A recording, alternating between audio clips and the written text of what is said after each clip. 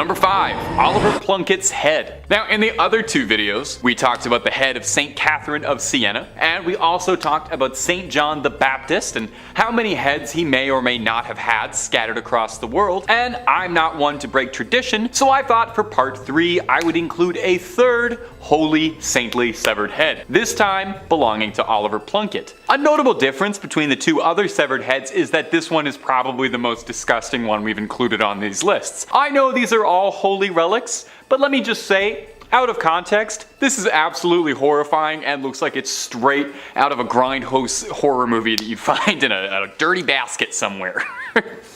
Oliver Plunkett, before becoming a head, was an Irish Catholic archbishop who was a victim of the Popish plot. Now, if you're not up to date on your Catholicism, that's a whole other video worth of explaining. I don't know much about the Popish plot. I'm not the guy to do that for you. But the short version is that it was a conspiracy falsely alleging that there was a plot against the Protestant king Charles II. Oliver Plunkett happened to end up on the receiving end of something really bad. Namely, he was executed, which is pretty bad. But they really went out of their way to destroy Oliver Plunkett, his public image, his body. They called his praising of the Roman Catholic Church high treason, and his punishment was a slow and arduous death. He was hung, drawn, and finally quartered. And just in case there were any odds of him pulling through on a miraculous recovery, as a final effort, they yeeted his head into a fire, where it was rescued by a friend of Plunkett. I'd like to think I would do that for my friends. Well, after being recovered, the head was rescued and stored hidden away in a nunnery, eventually brought to Ireland in 1995, where he's now kept on display in the National Shrine to the Saint. He was canonized for his troubles, and he is the first new Irish saint in about 700 years. It's high time for some new blood, I think. So, you can go, you can pay your respects to him, and maybe offer him some skin cream, because that skin's looking a little dry. And if you're looking for more creepy videos on weird relics or all sorts of strange things, Tab 5 Scary has all of that and then some. If there's something scary, the odds are pretty good we've got a video or 2 on it.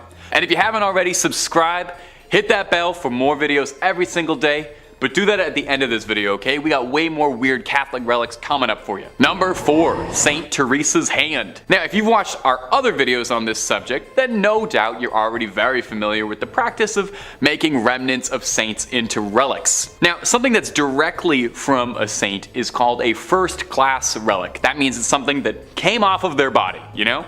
Their hair, their fingernails, a vial of their fluids, or in the case of the lovely St. Teresa, her whole hand. Encased in a beautiful, ornate golden reliquary with gems all over the knuckles, and the editors are goofing off because that's just a picture of the Infinity Gauntlet from Avengers Endgame. Wait, that's what it really looks like. Yeah, it seems that Marvel Studios was more than inspired by the incorruptible St. Teresa's hand when designing the weapon that would give Thanos the power to wipe out half the universe. Throw a comparison pic of them side by side, they're almost indistinguishable. I'm not 100% certain if there's any symbolism or connection there, but I'm sure St. Teresa would love to know she was involved. She was a huge fan of the Marvel Cinematic Universe and all the things they do. When St. Teresa of Avila passed away, the sisters of her convent buried her with the hopes of keeping her holy body with them. 9 months later, she was exhumed, only to discover that her body was intact. She hadn't decayed at all. That's why they thought she was incorruptible. Now, I'm not sure I totally follow the logic here, but after they discovered her body was incorruptible, they took her hand off and put it into this golden Infinity Gauntlet thing, as a way of inviting people to get closer to God through the saint's body. Now, this might not seem appealing to you, but there's a surprising demand for this relic. Near the end of the Spanish Civil War, General Francisco Franco had the hand removed from the convent and allegedly kept it close by, and if some of the wilder rumors are true, he would keep it by his pillow for good luck. You really gotta hand it to him. He was a devout follower of the faith. Today, you can find the hand in Iglesia de Nuestra Señora de la Merced in Ronda, Andalusia, and you don't even have to rip a stone out of the Vision's forehead to get a good look at this gauntlet. Number 3. The Veil of Veronica. Now, on these lists of holy relics, we've had all sorts of strange things. We've had fingernails, teeth, dried up hands. We got milk coming up later. All things that have come from the body. Well, this next one is no different. It's the veil of Veronica, and to put it gently, it's a sweat rag that's a few thousand years old. Probably one of the most pungent odors on the planet. Imagine every gym locker room you've ever been in times 1,000. When Jesus carried the cross, bruised and beaten, there was one person among the crowds who saw fit to help him out a little. Veronica wiped Jesus' face with this rag, and miraculously his face transferred onto the rag like it was silly putty on the funny papers. Now, as an outsider, I thought this is what the Shroud of Turin was. That was the wrapping used to wrap Jesus after his death, so the thing I'm learning is that Jesus left an imprint of his face on just about any surface he touched. You give him a hug, have his face on the shoulder of your shirt for the rest of your life as a sacred artifact. Now, the veil of Veronica is hard to nail down hard, concrete facts on. It's never been officially canonized as a relic of the church, and is only alleged to exist. It's claimed to be owned at St. Peter's in Rome, although this particular relic is not on public display anywhere. Probably for the best.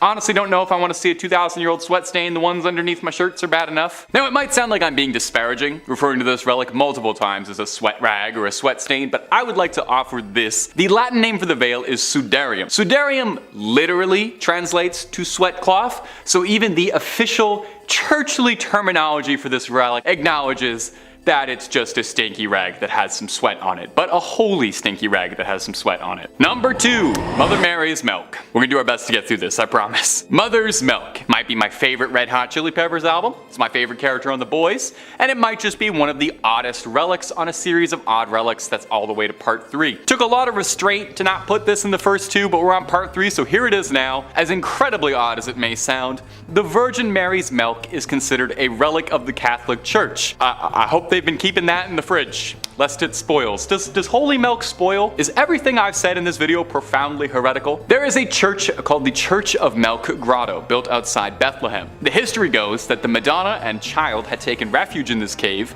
and while she was feeding, milk spilled outwards and blessed the stone of the cave, turning it completely white. Now, the church serves as a popular shrine for women who are struggling with fertility, who hope that the lasting aura and presence of the Virgin Mary will bless them. There's a legend that goes with it. Saint Bernard, the saint, not the big dog that has his tongue hanging out, was devoted to the Mother Mary. And one day, he was praying at a statue of the Madonna, and he asked it to give him some sign, some proof that she was a mother. I guess the statue has like an odd sense of humor because it sprayed milk onto Saint Bernard. Depending on the variation of the story, either his eye or in his mouth. I saw a lot of really interesting paintings depicting this scene, and editors, I hope you're having so much fun trying to find photos for this one. I am so sorry. Truly, rest in peace your search history. In the Middle Ages, vials of the milk were sold and transported all over Europe. For what purpose, I could not tell you. These days, the Church of Milk Grotto sells a limestone powder made from the stone walls of the grotto, meant to be dissolved in a drink and consumed. Kind of like Crystal Light, but it's holy milk. Probably heals all that ails, and it's a good source of calcium, perhaps. And number 1, the holy prepuse. This is going to be the one that takes the channel down. You have no idea the restraint it's taken me to only be bringing this up now in part 3 of strange relics.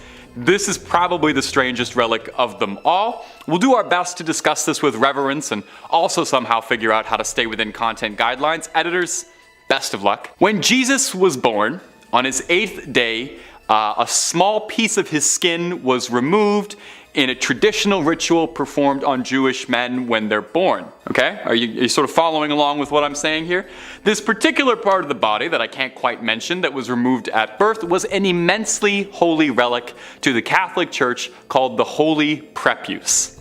Now, the very bizarre part regarding the history of the holy prepuse isn't just that it exists at all, it's how much trouble one bit of skin would cause. You see, the prepuse first pops up in the year 800, when Charlemagne gave it to Pope Leo III on December 25th, making it one of the oddest Christmas gifts ever given in human history. From here, it stayed until 1527. Now, when Rome was sacked, a German soldier stole the prepuse and tried to keep it for himself until it was eventually recovered again and became the centerpiece of the village of Calcutta, where it was seen as the most exciting thing to happen in a while. It was like a celebrity showed up to the village. It was this great, big, important deal. They had a part of the body of the Savior. All manner of miracles are reported to have been the result of the holy prepuse. However, several other churches, villages, priests all claimed that they had the true holy prepuse, and any other ones you might have heard of out there were false. This problem became rampant, and in the early 1900s, the church wanted to wash their hands of the holy prepuse entirely and outright forbade any discussion of it in church matters. It was actually an excommunicable offense to so much as bring up the prepuse, meaning this video is pure heresy. In 1983, the prepuse was stolen from the church in Calcutta. Where is it now? Where did it go? Absolutely no one knows. No one's fessed up. You know, if you took it, I think now's a good time to just admit you did it. But if they're ever looking for a plot line for a third National Treasure movie, I have an absolutely amazing idea for something Nicolas Cage could steal. In 5th place, we have an exorcism filmed through a peephole. So it's no secret that exorcisms are still a practice done today, but the Catholic Church really likes pretending that they don't because of the negativity around it. Technically speaking, the Catholic Church authorizes the use of exorcism for those who are believed to be the victims of demonic possession. Specifically, in Roman Catholicism, which is what I grew up with, exorcism is a sacramental but not a sacrament, so unlike baptism, confirmation, first communion, or confession. Unlike a sacrament, exorcisms depend on two elements: authorization from valid and legitimate church authorities and the faith of the exorcist. The church will ask publicly and authoritatively in the name of Jesus Christ that a person or object be protected against the power of the evil one and withdrawn from his dominion. Now, the rite of exorcism was revised in January of 1999, making it a lot less Latin, and assumes that, possessed persons retain their free will, although the demon may hold control over their physical body, and involves prayers, blessings, and invocations with the use of the document of exorcisms and certain supplications. Typically, the individual will be restrained and the priest will perform a ritual of prayers to remove the evil spirits. Solemn exorcisms, according to the canon law of the church, can be exercised only by an ordained priest or higher, with the express permission of the local bishop, and only after a careful medical examination to exclude the possibility of mental illness. The Catholic Church has between 500 to 600 official exorcists, with the vast majority operating in Latin America and Eastern Europe. Now that we're all clear on the formal definition of exorcisms, time to dive into this lovely 2014 video. The ritual was captured on camera by a man who heard the shrieks of the woman inside the sanctuary and filmed it through the peephole of a door. The incident occurred at the Assumption of the Virgin Mary Church in Vranov, Nadziei, in February of 2014. The church's priest, Marek Dunda, confirmed the video is real, but only said that if something is filmed through a keyhole, there's nothing more to say about it. Which is a dodging the question kind of answer if I've ever heard one. He told the newspaper he was talking to that he carries a mandate from his bishop to perform exorcisms, and also said that the group were asking God to protect and to liberate the person, including using a Latin prayer asking for help, and of course it helps. Pardon me. I'm no expert on exorcism rituals yet, but if you have to state that something of course helps, in my personal experience, it's a smidge sketchy. It's very hard to tell what is happening in the video, but it appears that at least two people surround the woman, who can be heard screaming in agony with momentary pauses in between for the duration of the, just under 2-minute long video. Daniel Trokta, who, shot the video after hearing the screams, warns people in the description to watch the chilling footage while wearing headphones, which is what I did. When asked about the condition of the woman in the video, the priest said any details about her or her state were private, and while I'm glad the church is respecting her privacy, I hope that the poor woman has been cured and healed.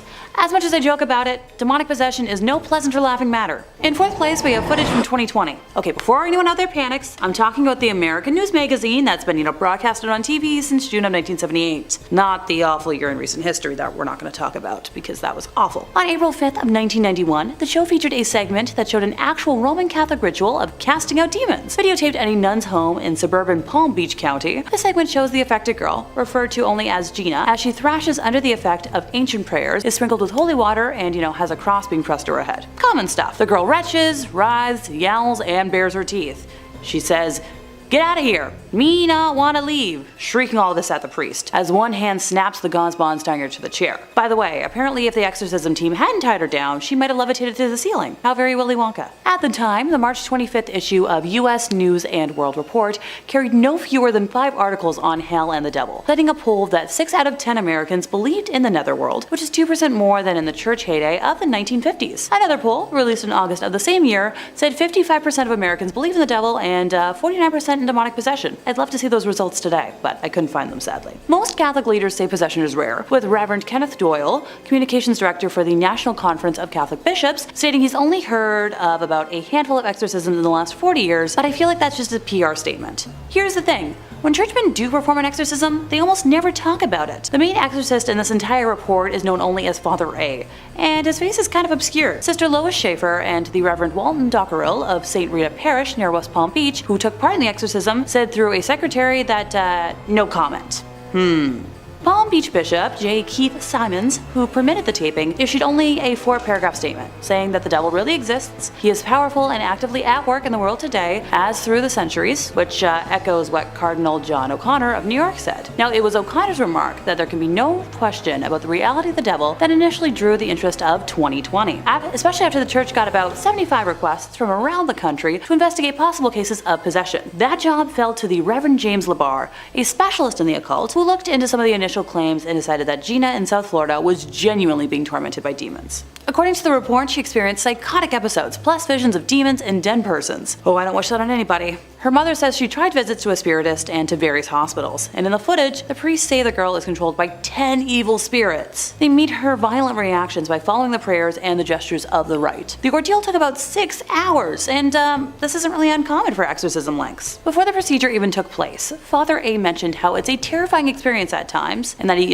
could die tomorrow, or be attacked and taken over. Evil spirits like to take their time leaving a body, and not without a fight, and that leaves all of the parties involved extremely drained and exhausted, and vulnerable. Also quoted is Dr. Warren Schlonger of Miami Children's Hospital, where Gina was treated before and after the exorcism, and he did note that her condition improved afterwards. Father A, though, is still troubled. He believes the devil is disturbing his sleep, attempting to weaken and destroy him. He counts that as the price he must pay as a church point man against demons. Now, I know, someone's about to ask, but Alexa, didn't you say you'd be talking about hidden footage? The church tried taking this footage down from the internet because they didn't want it to be public anymore, but thankfully they haven't succeeded. In third place, we have the director of The Exorcist. Now, unlike the last two mentions, this footage is missing and locked up, never to be seen. The director of The Exorcist has mentioned in interviews that he was allowed to film a real exorcism at the Vatican, of all places. William Friedkin said he was taken aback at how close the ceremony was to the exorcism depicted in his 1973 film. He said that he doesn't think he will ever be the same after seeing this astonishing thing. Now, he says he intended to shoot The Exorcist as a horror film, but the more he learned it, the more it became a supernatural tale instead. So while the book this was all based on a 1949 case of an American teenager called Roland, Friedkin said the Catholic Archdiocese of Washington, D.C. asked him to change the gender so as to,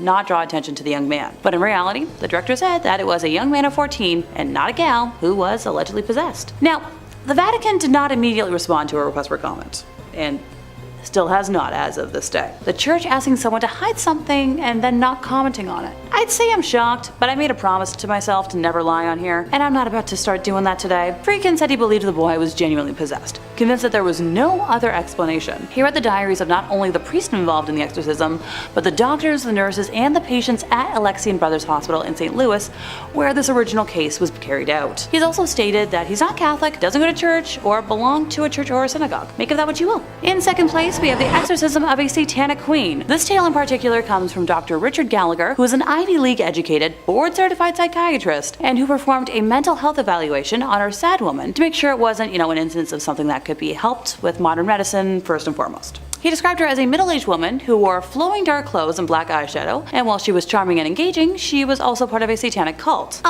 This is where I swear I'm not part of a satanic cult, even though that visually fits my aesthetic. She called herself the queen of the cult, but Gallagher would refer to her as Julia, the pseudonym he gave her. The woman had approached her local priest and was convinced she was being attacked by a demon. The priest referred her to an exorcist who reached out to Gallagher for, a mental health evaluation. It was one of the first cases he took, and apparently it changed him. So he helped assemble an exorcism team that met Julia in the chapel of a house. He was adamant that objects would fly off shelves around her, and she somehow knew personal details about him, such as how his mother had died of ovarian cancer, and that the two cats in his house went berserk fighting each other the night before one of her sessions. sessions. She even found a way to reach him even when she wasn't with him. One night he was talking on the phone with Julia's priest when he says both men heard one of the demonic voices that came from Julia during her trances, even though she was nowhere near a phone and thousands of miles away. He and a team of exorcists paid her many visits, but eventually she called a halt to the sessions. She was too ambivalent and relished some of the abilities she displayed during her trances. About a year after she dropped out, Gallagher says that he heard Julia's voice on the phone again. This time though, she had called to tell him that she was passing of cancer, and he offered to try and help her with a team of priests while she was still physically able, but her response was vague, and sadly she passed before he was able to help further. Now, while Gallagher has taped all footage of his work, he's been forbidden by the church to release any of it.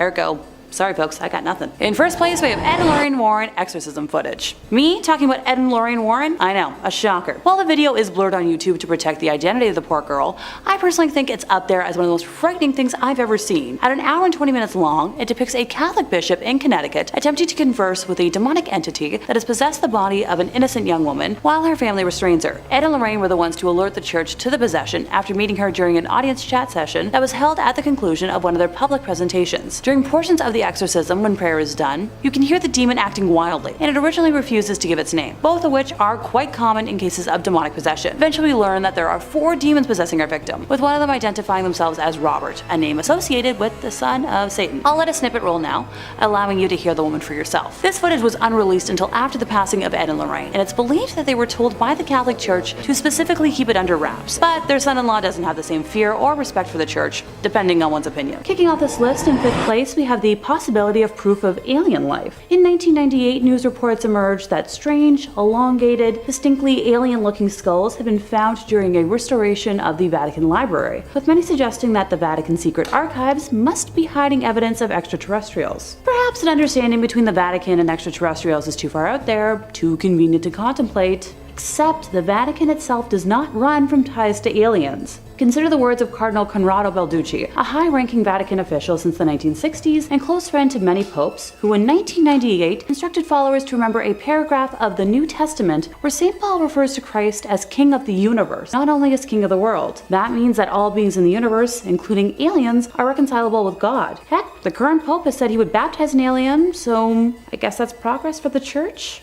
You tell me. In 4th place, we have Conscience Court. Yep, the Vatican has a secret court for sins based on conscience. Not proof, not evidence, but absolution from conscience. Bishops who handle such hearings are the Apostolic Penitentiary, also known as the Tribunal of Conscience. Created by Pope Alexander in 1179, it was a secret to the public until 2009. Wow, a secret they kept from the general public? Consider me less than surprised. The sins judged in this court vary from spitting out the desecration of a communion wafer to priests breaking their vows of celibacy. Spitting out communion's a sin? News to me. I can think of a lot of icky priests that should go to real court for how they broke their vows, not a court where they're simply forgiven. Sinners who seek absolution have to write a petition to the Holy See. They use pseudonyms to protect their identities and submit the petition to the tribunal. The tribunal considers the matter, but the decision-making lies with the major penitentiary, and if he is uncertain, then he submits the matter to the Pope.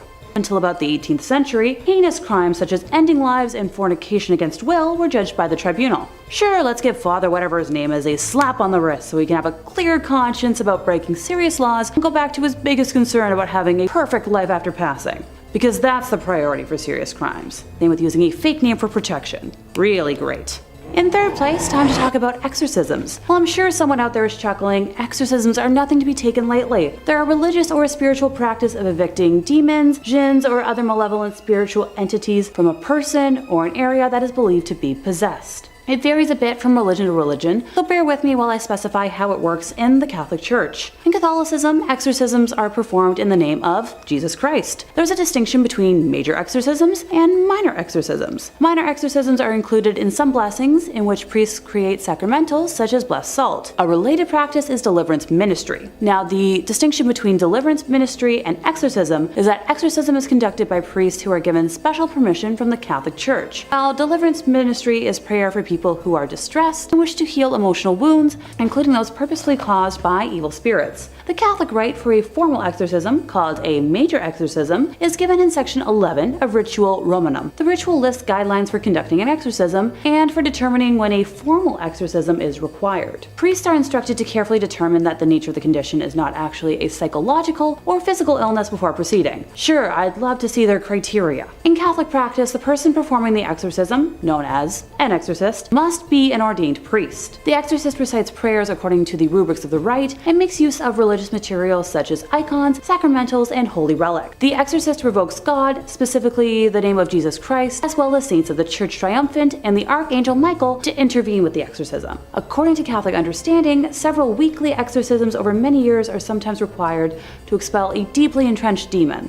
St. Michael's prayer against Satan and the rebellious angels, attributed to Pope Leo, is considered the strongest prayer of the Catholic Church against cases of diabolical possession. The Holy Rosary also has an exorcistic and intercessory power. Cool, maybe I'll go get my rosary one of these days. Holy water is a common aid for exorcism. Its use belongs to the prayer to St. Michael. The chief exorcist of the Vatican, Father Gabriel Amorth, stated that he had performed tens of thousands of exorcisms over his 60+ years as a priest. Oh my gosh. Additionally, popes have performed exorcisms. Father Amorth states that in 2009, Pope Benedict slammed Satan out of 2 guys, and in 2000, Pope John Paul II attempted to exorcise a woman, but failed to do so. Father Amorth later witnessed the possessed woman crawling up the walls like a spider. Interesting. In Roman Catholicism, exorcism is a sacramental but not a sacrament, unlike baptism, confession, First Communion. Unlike a sacrament, exorcism's integrity and efficiency do not depend on the rigid use of an unchanging formula or the ordered sequence of prescribed actions. Its efficiency depends on 2 elements: authorization from valid and illicit church authorities, and the faith of the exorcist. Ever since the rise of the popularity of exorcisms in the movie of, similar name, the church has tried hiding that they still practice them, but we know better. Number 2 on our list is the Vatican Bank. Yeah, totally not suspicious at all. Buckle in because there is a lot to unpack here. Formerly known as the Institute for the Works of Religion, the Institute, or the IOR for short, was founded in June 1942 by papal decree of Pope Pius XII. Guess when they presented their first public operations report? Nope, not 1943. Try again, I'll wait. Nope, not even in the 1900s. 2013. Yeah, you heard me correctly. 70 freaking years later, they produced their first annual report. The thing that's supposed to be presented every year so no one does anything shady or illegal. Previous to this, all internal ledgers were destroyed every 10 years in accordance with their policy. So did they exist or not? The IOR's role is to safeguard and administer property intended for works of religion or charity. The bank accepts deposits only from top church officials and entities, and is run by a president but overseen by 5 cardinals who report directly to the Vatican and the Vatican Secretary of State. So they only report to themselves. For reference, all banks that operate in Canada have to report to the Minister of Finance. Former bank president Ettore Tedeschi and the Vatican Bank have been investigated on 2 separate occasions for money laundering. Yeah, nobody saw that coming. In March of 2012, JP Morgan Chase closed a Vatican account in Milan after the IOR was unable to respond to questionable money transfers. In 2010, Italian authorities seized $30 million from a Vatican account at Italy's Credito Artigiano Spa following allegations that the IOR violated anti-money laundering laws. Ettore and the bank were both denied wrongdoing, and no charges were ever filed. The money was released after IOR promised to pass measures to come into full compliance with international standards on money laundering and terrorism financing. Yeah, those measures, as of 2023, still have not been passed. In September of 2019, German Cardinal Reinhard Marx, who was in charge of the Vatican's Economic Council, confirmed that Pope Francis had instructed him to reduce costs in an effort to eliminate a deficit that is estimated to be around 70 million euros. Don't get excited. That's not a concrete number from them, because that would be, too transparent. The exact amount is up for debate because the Vatican has not published a budget since 2015 and has been without an in-house auditor for 2 years. Pardon me while I slowly blink here. The Vatican enjoys a property tax break for all non-commercial properties containing a chapel. So using this loophole between the years 2006 and 2011, the Vatican evaded taxes that amounted to about 4 billion euros. The European Court of Justice ruled this illegal, and the Vatican had to cough up 4 billion euros as post-dated tax. Sure, because every normal organization has that kind of money just lying around. The Vatican did not entirely pay for evading taxes, and it's argued that if you take into account the taxes they evaded dating back to 1992, the total amount's going to be over 13 billion euros. That's right, billion. On the 28th of June in 2013, 3 people were arrested by the Italian police on suspicion of corruption and fraud, having planned to smuggle 20 million in cash from Switzerland into Italy. One of those people arrested was Monsignor Nunzio Scarano, previously senior accountant at APSA, the Vatican's administration of the Patrimony of the Apostolic See. Try saying that 5 times fast. In January of 2014, he was further charged with money laundering through IOR accounts in yet another investigation. I'm seeing a pattern here. Are you? According to a police statement, millions of euros in false donations from offshore companies had moved through his accounts. Already in July of 2013, the IOR had frozen the money in his accounts. In July of 2016, Nunzio was acquitted of allegations of corruption, but was given a 2-year sentence after being convicted of lesser charges of making false allegations. His money laundering trial in his hometown of Salerno was still pending at this time. The other person arrested was a bank person and a former Secret Service agent. In February of 2017, a court in Rome convicted 2 former top Vatican bank officials, Paolo Cipriani and Massimo Tullioff, for omissions in communications involving 3 small transfers. Paolo was a former Vatican bank director, and Massimo was his former deputy. They were, however, acquitted of a more serious money laundering charge, which involved 60 million in transfers, and were sentenced to 4 months and 10 days in prison. They were also forced to return $6,000 each. Oh, so glad they had to return so much of that money. In 2018, Vatican prosecutors indicted former Vatican Bank president Angelo Caloia and an attorney, Gabriele Liuzzo, for embezzling $62 million and using a real estate scam between 2001 and 2006. Oh yeah, totally a safe bank to put money in. And in first place, we have some unethical history German stuff. Thanks to guidelines, I have a lovely dictionary of words I cannot say, so I'll try to give y'all a little list right now. Yahtzee gonna represent a group that carries about, a very distinct flag, and evil dictator Schmidt is their leader. But I'll just use evil dictator or cruel dictator. I hope y'all can follow along, because things are about to get dicey. Remember that bank I just talked about? Yeah, time to get even more in depth. A filed lawsuit claims that during the dictator's reign, the Vatican Bank received at least 200 million Swiss francs from his puppet Utasha regime, money that his followers allegedly looted from groups of people they set out to eliminate. The class action suit, headed up by attorney Keelan Friesen at Minneapolis law firm Zimmerman Reed, involves 2,000 plaintiffs who are seeking an accounting of purported funds as well as restitution that can amount to around $200 million. The claim also names, unidentified Swiss, Austrian, Argentine, Spanish, Italian, Portuguese, and German banking institutions, where plaintiffs' lawyers say some of the plunder may have been routed to help the war criminals escape to Argentina. The suit relies on once classified documents from various countries that have been made public in recent years, as well as a 1998 U.S. government report issued by Commerce Undersecretary Stuart Eisenstadt. Some of the report's most damning evidence appears in a 1946 intelligence memo from a U.S. Treasury agent named Emerson Bigelow, who states that the Swiss francs were held in, you guessed it, the Vatican for safekeeping. The Vatican has constantly denied allegations of receiving Yahtzee gold and said in its internal review that they showed no trace of such funds. Sure, I'm totally gonna trust the internal review from a bank that destroyed their records for 70 years before going public. One of the reasons the Vatican has been criticized is that it refuses to open its archives as others have done. A key figure in helping the Utashi was Krunoslav Draganovic, a Croatian priest who was head of the College of San Girolamo in Rome. Men from Croatia who wanted to become priests lived at San Girolamo while studying for ordination. After World War II, the college served as a safe house for the Usashi underground. It is alleged that Draganovic had aided the military and civilian leaders who had been in power in Croatia and committed war crimes.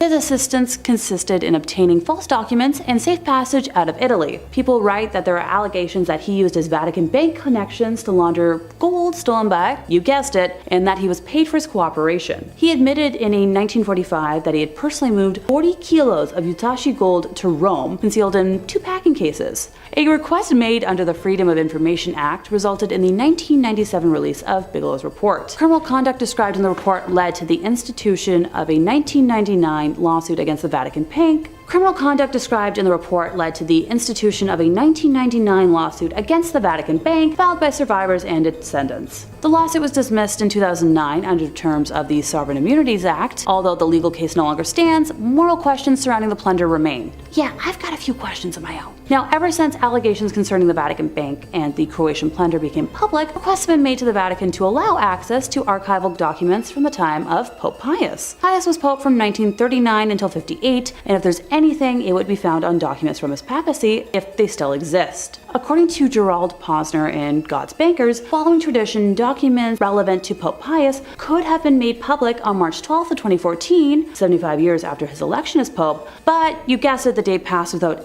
any release of those documents. At a 1997 conference on looted Yahtzee gold in London, the Vatican was the only one of 42 countries that rebuffed all requests for archival access. At a 1998 restitution summit in Washington, it ignored an emotional plea by US Secretary of State and stood aside as 44 countries approved an ambitious plan to return, icky looted art and property, settle unpaid life insurance claims, and reaffirm the call for open access to that time era archives. Subsequent pleas for opening the files by Bill Clinton, the State Department, and other organizations went unanswered. Enthusiasm over a 1999 Vatican announcement to allow Jewish historians into the wartime archives was short-lived. Access was limited to 5,000 documents that had been selected and published years earlier by 4 hand-picked academics. And now that I trust the Vatican even less than I did before, that brings us to the end of our list. Seriously, what's with all the secrecy? There's so much they refuse to talk about, even though it would benefit the greater good of society. Also, collaborating with heinous groups throughout history? Major yikes. Number 5.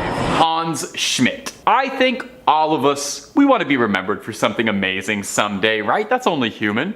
For walking on the moon, for writing the great American novel. Me? I want to be remembered for being a slightly above average YouTube host for spooky internet comment. Well, Hans Schmidt, a German priest, he's certainly remembered and found himself a legacy when he became the only Roman Catholic priest in American history to face the death sentence. They probably didn't put that on his tombstone or anything though. They say that you can see the signs of darkness from a very early age. Schmidt had wanted to be a priest since an early age, funny enough, but he was also routinely caught killing animals and drinking the fluids that were inside, and would apparently spend most of his youth at the slaughterhouse. And also his Wikipedia page mentions that he had a collection of severed geese heads that he'd put in his pockets. So yeah, maybe there were some warning signs and red flags here that people really were not paying attention to. By age 25, Hans Schmidt was ordained to be a priest and served over Mass for 4 years in Germany before relocating to Louisiana. Schmidt got himself involved in some wild crimes, doing some unspeakable things that the church covered up for him. Wasn't that nice of them? And they once again found him on the move, and he was sent to Manhattan at St. Boniface Church. Here, Schmidt would meet with the love of his life, Anna Muller. He became immediately obsessed with her, claiming that it was God's will he fall in love with her. Oh my god, ladies, don't you just hate it when a guy pulls the old, oh, it's God's will, it's God's will, all the time, eh? He began an affair with her and he held a secret wedding, vowing to leave the cloth with her. When Muller became pregnant, Schmidt knew he would be outed for disobeying the oath of priesthood, so being a reasonable thinking man of God, Schmidt's solution was to slit her throat and remove her limbs and throw it in the Hudson River, and then went to Mass the next day. Oh, no, that's actually not very priest-like at all. Schmidt was tried, convicted, and executed in Sing Sing prison, where, like I mentioned earlier, he remains the only American priest that's ever happened to. Although from what I've learned about the guy, I don't think anyone would complain too much that happened. I don't know if this was a huge loss. And if you're looking for way more stories of creepy crawlies, ghosts, goblins, conspiracies, and basically anything freaky under the sun and above it that you can think up, hit subscribe for Top 5 Scary and don't miss a single scream. Make sure you hit that little bell, but do it at the end of this video if you wouldn't mind. Number 4, Gerald Robinson. Hey, a little hypothetical question. If you're a priest, how much Satanism are you allowed to dabble in? Probably not much, right? They probably would prefer that be like as zero as possible. Gerald Robinson was a Catholic priest, but was living a double life, practicing satanic rituals in secret with horrifying consequence. In the 1980s, Robinson was the chaplain at Mercy Hospital in Toledo, where he ministered over the terminally ill. The caretaker of the chapel there was a nun named Sister Margaret Ann Powell, a kindly old woman. Shockingly and horrifyingly, Paul was killed after being stabbed 31 times, with 9 times in a deliberate shape of an inverted cross, and a smear across her forehead symbolizing a mockery of last rites. Police suspected someone was trying to humiliate Paul in death. Father Robinson was questioned, but not charged. A clergyman took Father Robinson out of his questioning, and the case would freeze for nearly 30 years. Reports on the case would disappear, and police believed there was a conspiracy of a cover-up. It wasn't until late in 2003 when police received a letter from a woman using the name Survivor Doe, claiming that she had suffered under the hands of Father Robinson, who had been assaulting women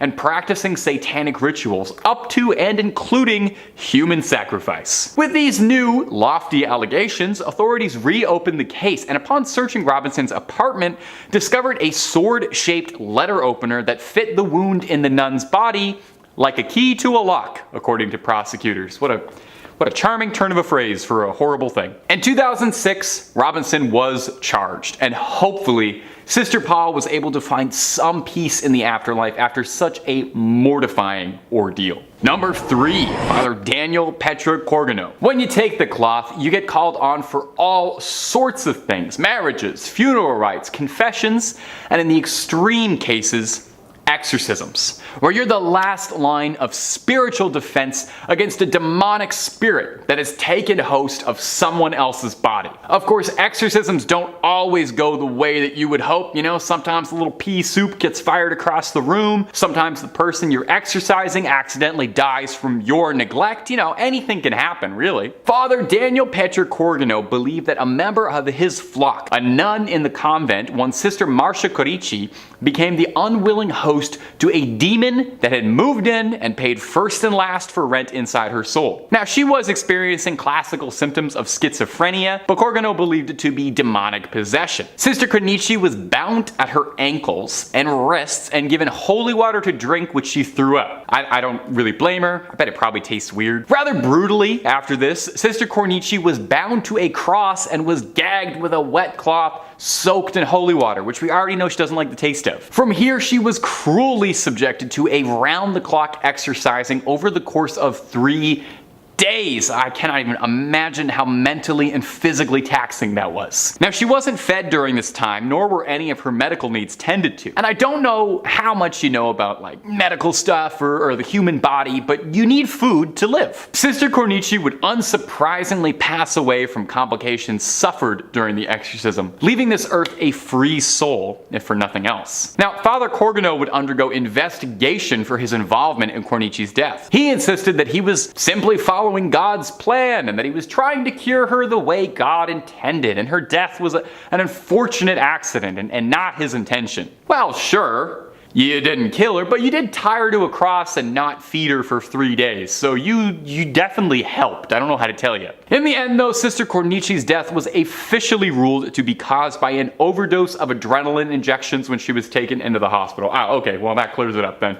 Total accident. Number 2, the wild and wacky life of Pope Benedict IX. Over the years, there have been many controversial popes. In fact, I would bet you can probably find more popes wrapped in controversy than not. While it's kind of pointless to compare sins on a sort of moral scale, it's hard to argue that few popes got up to even half as much chaos and trouble as Pope Benedict IX. So notorious, he once sold the position when he got bored of it. He's just done. He sold it. It said he began his pontification when he was a young man because his family wanted it. They just wanted it. They wanted him to be pope. Benedict loved the lifestyle and behaved the way Joffrey Baratheon would, spending his money on women of the night, hosting lecherous, wild, erotic parties with all manner of man, woman, and apparently animals as well. He really was not picky. It wasn't long before there were conspiracies being drawn up to assassinate the Pope, if you can believe that. Imagine that. There were guys sitting around a table being like, hey,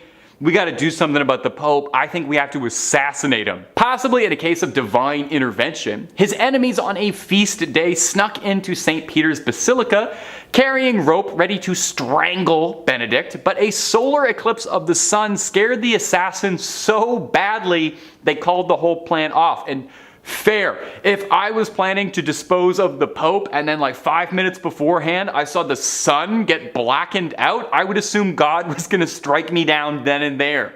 Failed coups notwithstanding, Pope Benedict's reputation did not improve much. He was attacked by an angry mob in 1045, forced to flee, and replaced by another pope, one Sylvester III. 2 months later though, Benedict would return to reclaim the title. And then 2 months again, he decided that honestly he wasn't really vibing with this pope business anymore, what with the constant bombardment and attempts on his life, and sold it to his godfather for what amounted to nearly 30 million American dollars.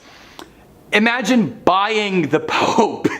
Imagine the highest seat you can have in the Catholic Church and you bought it. If you can believe it, like Emperor Palpatine, somehow Pope Benedict returned. They just could not get rid of this guy. King Henry III of Germany had arrested Pope Sylvester for being a false pope, and the godfather Benedict sold the throne to had given up the seat, admitting that it was wrong for him to buy being the Pope. It was wrong to buy the papacy. I could have told you that. Henry appointed a new German Pope while Benedict was in hiding, and then that Pope passed away mysteriously 8 months later after being poisoned, which many historians suspect Benedict had his little fingers in. So Benedict came back to be a Pope for a third time, and no one was putting up with this.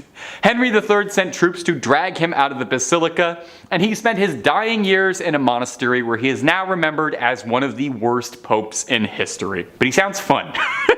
Number 1. Oliver O'Grady. All of these people have been awful or downright embarrassing examples of priests, and yet Oliver O'Grady might be the worst of all of them. YouTube content guidelines really does not like for us to be discussing the kind of crimes that he committed, but I will say this.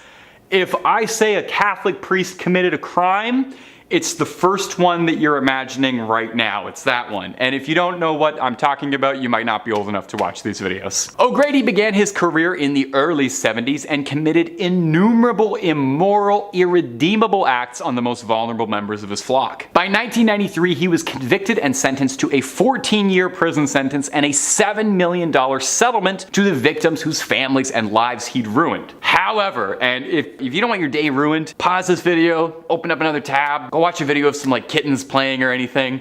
Nothing good is about to happen here. He only served half that sentence. He served 7 years and was then paroled and deported in Ireland.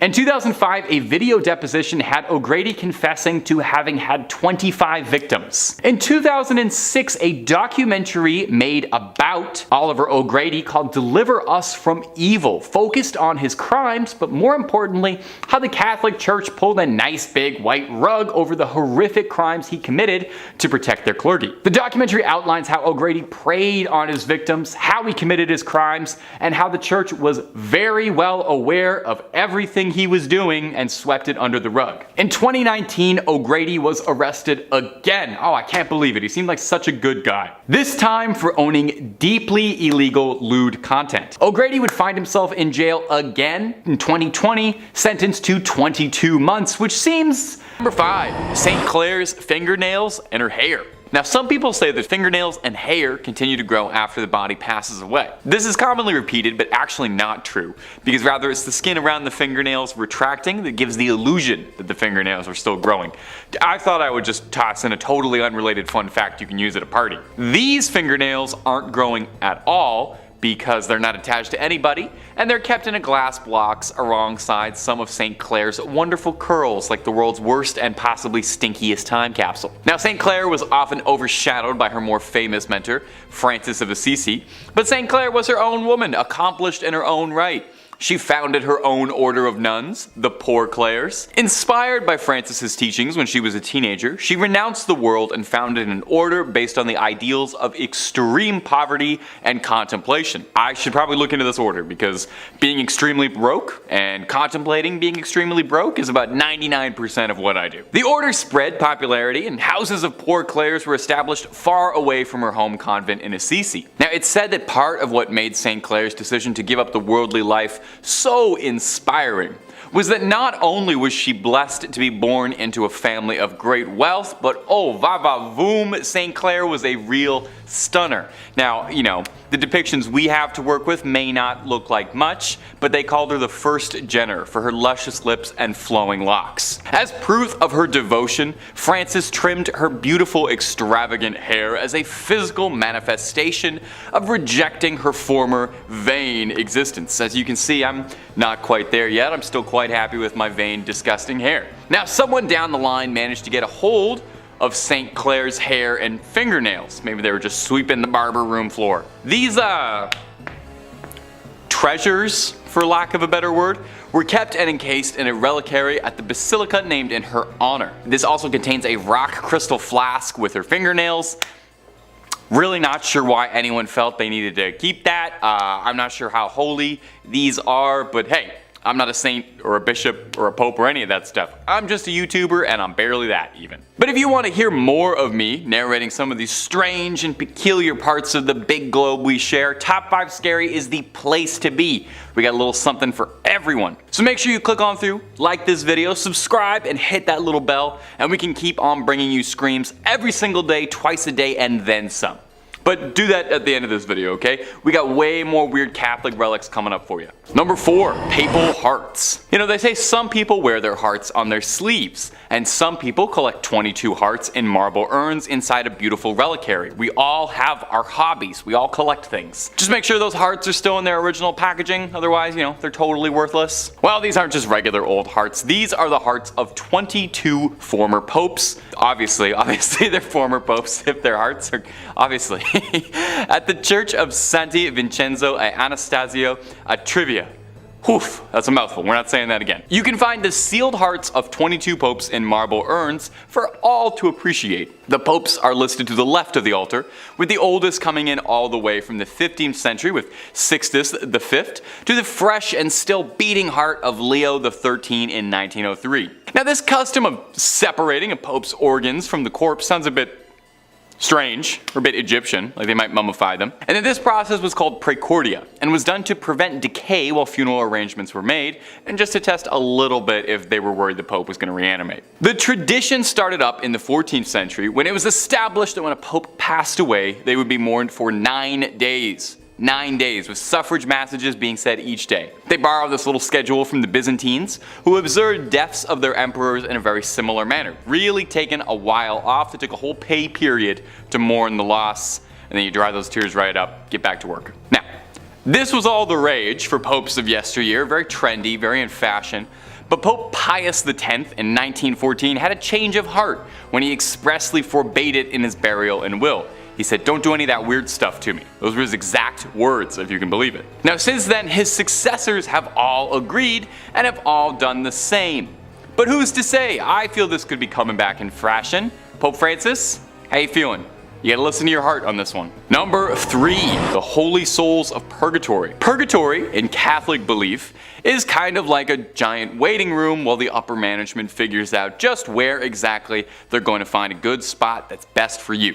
Well, that's simplifying it a bit, obviously. The soul is thought to be stranded in purgatory until it atones for its earthly sins, but you can hurry the process up just a little bit if your loved ones back on earth are praying for you. In the back of the Chiesa del Sacro Cuore del Suffragio del Piccolo Museo del Purgatorio, or Museum of the Holy Souls in Purgatory, holds a collection of relics that have been singed by the hands of the souls of those trapped in purgatory. These burned handprints are believed to be the souls trying to communicate that their loved ones need to pray harder. I don't know about you, but I would definitely start praying real hard if burned handprints started showing up in my books, but I would be praying for an exorcist, more likely. Now, this is kind of interesting, and I didn't even know this. Purgatory isn't even mentioned directly in the Bible, but the concept of purgatory dates back to the 11th century. This notion that trapped souls needed to be freed came from a story told to the Abbot Odilo of Cluny by a monk returning from the Holy Land.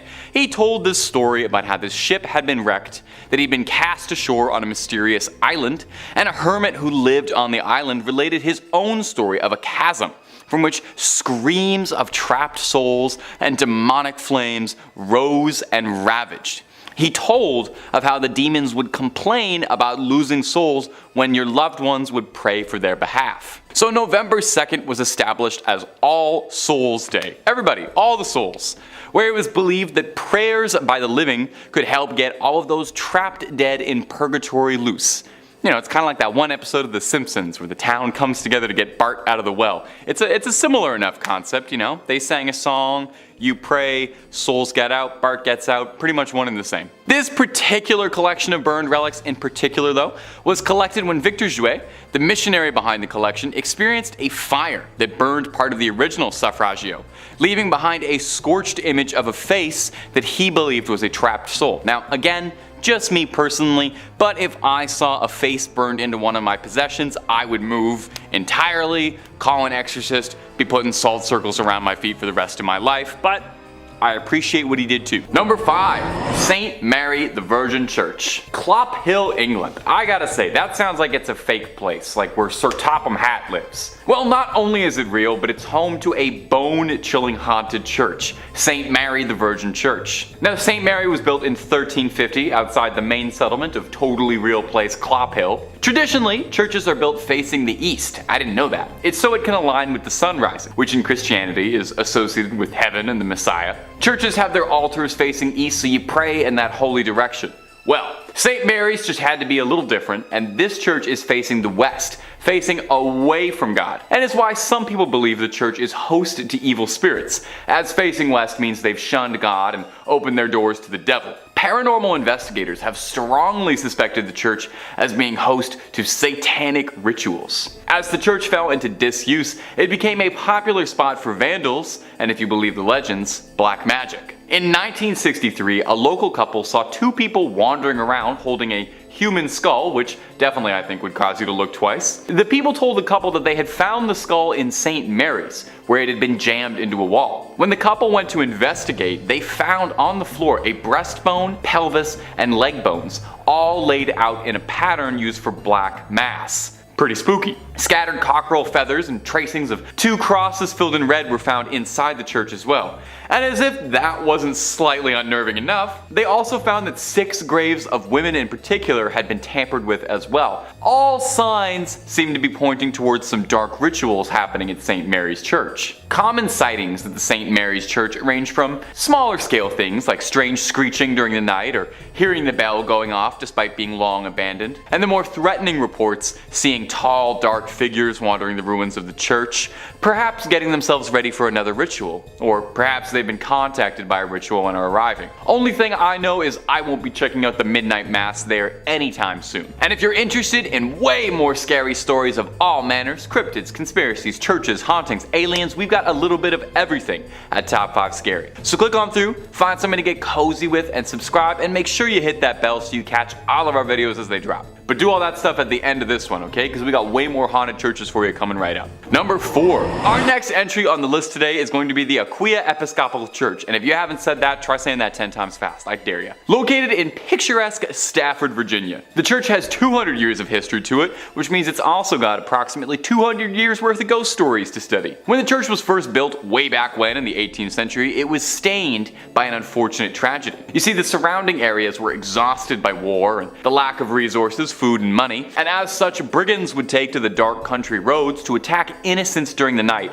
for whatever they had on them. Well, one young woman was hiding from a gang of highwaymen and marauders and sought out the church as a safe haven. Unfortunately, the bandits eventually caught up with her and she met an untimely end. Now, these men were never caught for their crime, and her body was not found for hundreds of years, left there to rot and decompose. And many believe that because of this, her spirit is tied to the church. And there have been several reports of hauntings ever since the discovery of those accursed bones. Visitors mention hearing footsteps frantically scattered around at night. These footsteps break into a run, but if you go searching, you'll never be able to find anyone attached to them. Voices can be heard in the room where she was attacked, some saying it sounds like a call for help or a painful scream of a struggle. Some go so far as to say they saw a transparent apparition of the woman in the church's windows or on the balcony. One story comes to us from a custodian who worked the graveyard shift there in the 1990s, claiming that he saw a ghostly woman's face floating above the graces, and says that he saw her smiling at him through the balcony windows before she vanished. One last one on this church. In the 1990s, to celebrate the bicentennial anniversary, the church sent out an invitation to a group of Civil War reenactors to fight a mock battle on its ground. During the night, one of the reenactors was complaining that there was a red and orange light that was flickering the entire night during the church that prevented him from sleeping. The man explained this to the father of the church, and the father explained back that there was no electricity in the vestry, and that the light must have been the spirit confused by why the Civil War had started up again. Imagine, you're a ghost, you're already out of time, and then you look outside and you see guys from your time? My little ghostly sense of the world would be so thrown off. I would have to buy a new ghost calendar. Number 3. Monaster Nagayal de Duff, or Abbey of the Black Hag if you don't got all that time. Wow, you see that? You see what that church is called in that little chyron below me right now? I'm just supposed to pronounce that with like my lips? Okay, it's also called the Abbey of the Black Hag, and that's what we're going with. We're not calling it that other thing. I'm not doing that. Black Abbey of the Hag, only name this church has ever gone by, and it was built in 1298. And it was one of the well-known medieval convents in Old Ireland. The remains of the abbey still stand today in a secluded valley, making it already mysterious and supernatural place just that much more supernatural and overgrown and spooky. I mean, the place is called the Abbey of the Black Hag. You don't name a place that unless it's extremely haunted or if there's like a cool boss fight or something there. Sounds like it's straight out of Dishonored. It's believed that the last abbess, horrible word by the way, in charge of the abbey practiced witchcraft, and in the scary way, okay? She brought death, misfortune to the surrounding areas. Pope Martin V condemned the abbey, not being down for witches at all. The accused witch left to live out in the damp, deserted abbey by herself, which she probably loved because it sounds scary. Over time, her skin blackened, her hair furled, and her soul twisted, leading to the place being renamed the Abbey of the Black Hag. And if you can believe it, there's actually more to this one. The Count and Countess of Desmond once called the abbey home when attempting to flee their attackers, where the Countess was fatally struck by an arrow and buried by her husband. But it wouldn't be the end of the Countess, because sightings of a ghostly figure around the ruins of the abbey were common, meaning someone eventually went to dig up that grave, finding worn out finger bones, meaning she was still alive when she was buried. It's said now that a woman's panicked shrieking can be heard in the early hours around the abbey. Number 2. The Borley Rectory. The Borley Rectory is an old London estate that has the unique distinction of being considered the most haunted building in the United Kingdom. No big deal or anything. Almost immediately after its construction, stories of hauntings started to creep out. One of the first local legends says that in the 12th century, a priest and a nun had a naughty little affair, and when they were discovered, the nun was bricked up and left to rot in the nearby church. Since then, they say that her spirit roams the rectory. In 1900, 4 daughters of the then estate owner all said that they saw a nun wandering around the estate late at night. They tried to talk to her, but got no response back, just a scary ghost stare. The family claimed they'd see this nun around the property, and on one occasion they thought they saw the spectral apparition of a horse-drawn carriage with a headless rider, some real Sleepy Hollow stuff. From there on, there was all these reports of bizarre sounds or strange shadows creeping out the corner of your eye. In 1927, the estate changed hands as the original family owning the estate had all passed on, and a new family, the Smiths, had moved in. Shortly after, they discovered a human skull in the cupboard in a brown bag. Which is not a great housewarming gift, to be honest. They reported poltergeist behavior, unexplained footsteps, lights flicking around them, and the same sightings of headless specters. Now, they only lasted 2 years, not being down for any of the hauntings or skulls in cupboards, any of that business. And the next family, the Foysters, didn't have much better luck. They had objects flying around their home, and on one occasion claimed their daughter was attacked by something truly horrible. They moved out as well. And the last owner of the rectory would be Captain Gregson, who accidentally lit the estate ablaze while unpacking, although insurance claims they think the fire was started intentionally, perhaps in a desperate attempt to cast away whatever evil has been trapped in the Borley Rectory for so long, or perhaps he unintentionally unleashed it out into the world. Time will tell. At number 1, Mortimer Abbey. Mortimer Abbey is a monastery in the forest of Lyons, France. A real old church built in 1134 on marshland. near the stagnant water of the drainage lake. The monks dug it out to try and dry the marshy land around the Fulbrock stream, which was called the Dead Pond. In French, Mortimer, which is where the name comes from. You can kind of hear it there. Mortimer, you know. Perhaps it's this history of being built on a dead pond is why Mortimer Abbey was doomed to be haunted. Now, the abbey flourished for centuries, but over time started to become claimed by the passage of time, and it fell into decline and disrepair. In the 17th century, there was an attempt to try and rebuild the abbey and recapture its former old glory, but the decline was already pretty present and had set in by that point, and by the time of the French Revolution, only 5 monks still remained in the abbey. Eventually, the abbey would collapse entirely and go private, and in 1863, the abbey would find itself in the hands of a rich Parisian family, the De La Rues. Mr. De La Rue moved his wife and his sons into the abbey, but soon discovered they weren't the only tenants. While walking the lawns, the young people of the house saw a light from the library. As if by an invisible hand, these hatches unfastened, their handles turned, and the windows and doors all opened. The paintings on the inside of the abbey turned themselves around and steps thundered out into the halls, and nobody moved out immediately after. I would have started looking for new real estate right then and there. But one night, the young De La Rue, Charles, had his fiancée over to come see the estate that would become her new home in marriage. She was offered the guest room, but found herself terrified during the night when she couldn't sleep because she was too busy being tormented by mysterious sounds and objects around the room that were hurling themselves around, being possessed by something. Having had, quite frankly, enough, like I think any of us might have, the young suitor announced she would never live in this house, called off the entire marriage, and hurried back to Paris tout de suite, where there were plenty of handsome young men asking her hand in marriage who didn't live in old haunted estates, okay? That's the message to take away from this. Get the love you deserve, and the love you deserve is not in a haunted house. Hello out there, my delightful ghouls and goblins, and welcome on back to the fog. I'm Taylor, your casual crypt keeper, and I have got something for you today. The Catholic Church.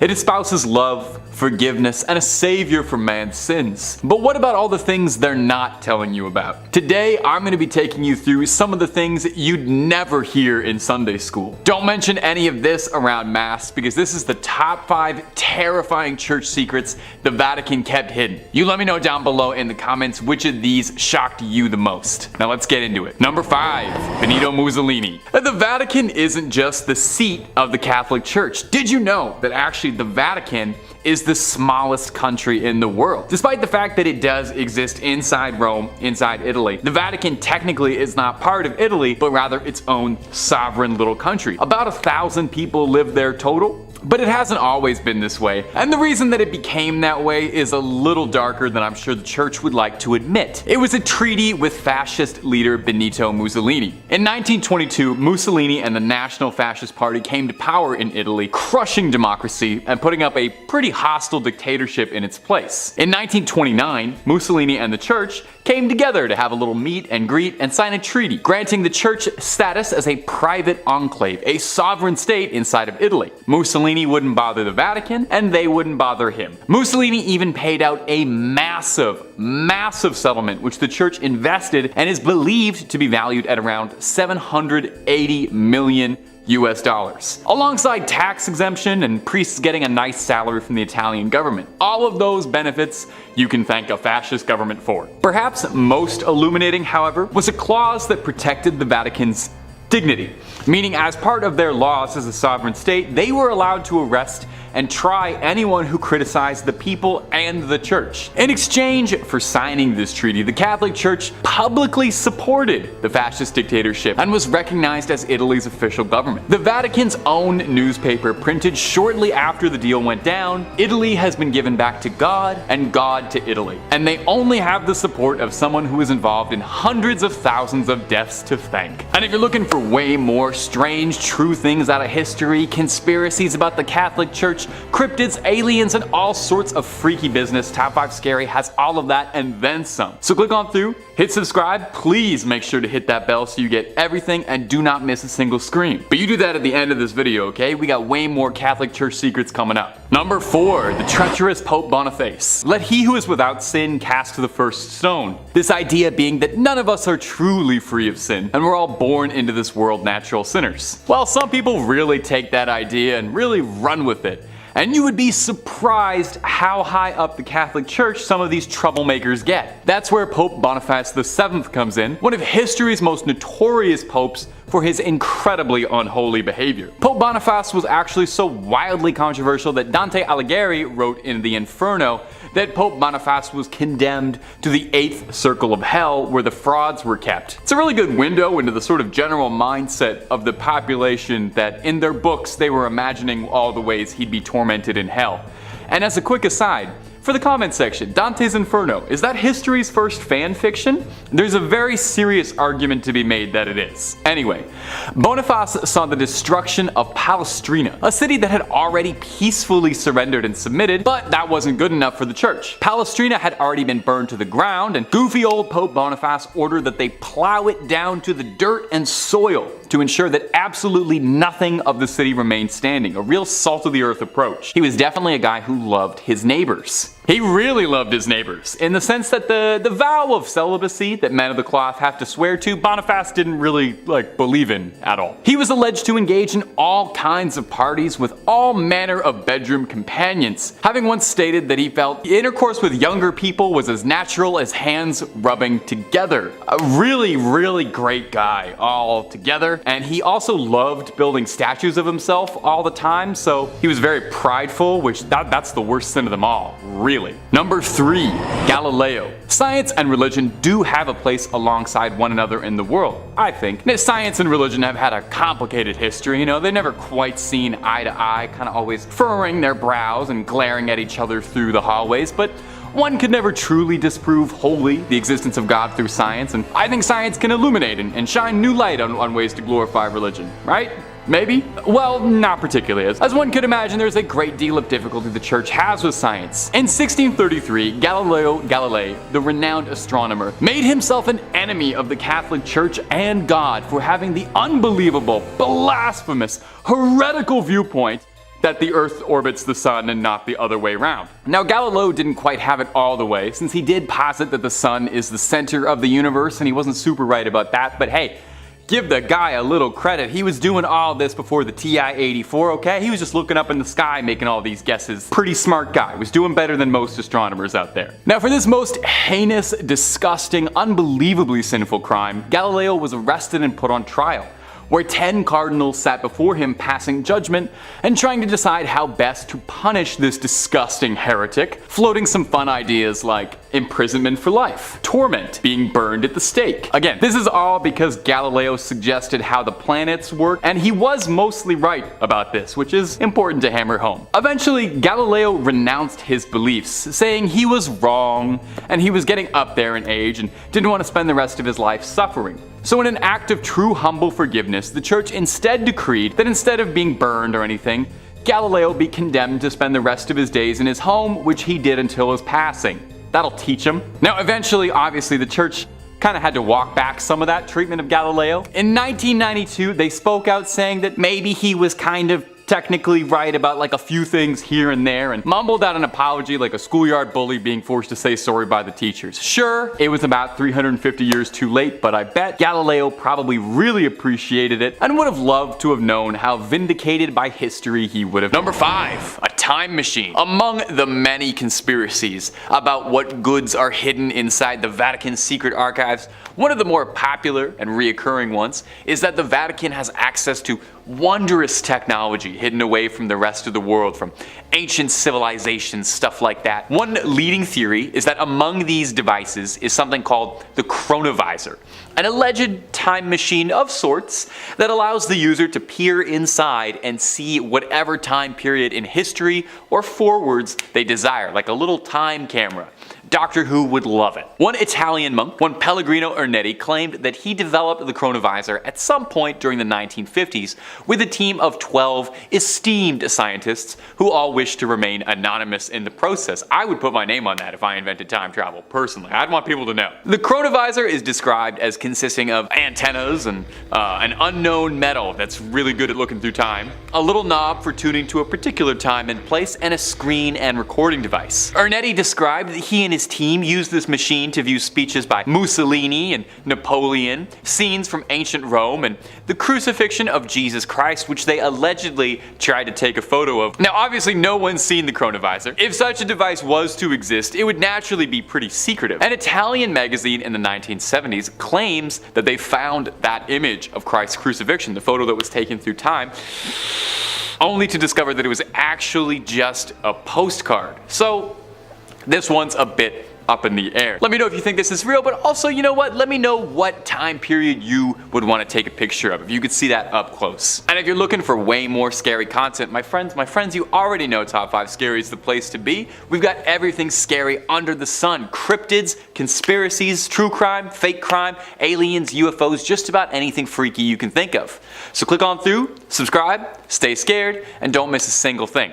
But keep watching this video too, okay? We worked hard on it. Number 4, the 3 secrets of Fatima. Over 100 years ago, 3 young people in Portugal from the town of Fatima claimed that they were visited by the Virgin Mary herself in a vision, and the Madonna shared with them wondrous prophecies and visions onto them. These visions, allegedly, were the Second World War, the rise and fall of communism, and the death of a pope. And these were referred to as the 3 secrets of Fatima. Very cool prophecy stuff. Now, story goes that the Madonna would visit these 3 shepherds every 6 months on the 13th day of each month on the dot. She was very punctual. Influenza would end up claiming the lives of 2 of these prophets, leaving only one to share messages with the world, and then only briefly too. Conspiracies and conspiracists state that the things the Virgin Mary told the shepherds weren't quite reported on accurately, and in truth, the church knows the real secrets that were bestowed upon the Fatimans, and that these were way too dangerous to be let out and had to be suppressed and controlled for fear of civil unrest, possibly pertaining to things that could damage the church's good reputation or change the nature of society as a whole. Maybe the answer as to whether or not that dress was white and black or gold and blue the whole time. An alternate conspiracy is that there were more secrets that the church knows about but refuses to share. Maybe 4 secrets of Fatima. That makes sense. They're called the secrets of Fatima, not the tell everybody's of Fatima. You want my theory? My conspiracy? Virgin Mary told those shepherds of Fatima the recipe for KFC and Coke, and the Vatican realized quickly that information is just too sensitive. That's got to stay under wraps. Number 3, proof of aliens. Well, we already talked a little bit about some of the incredible technology that could be inside this archive.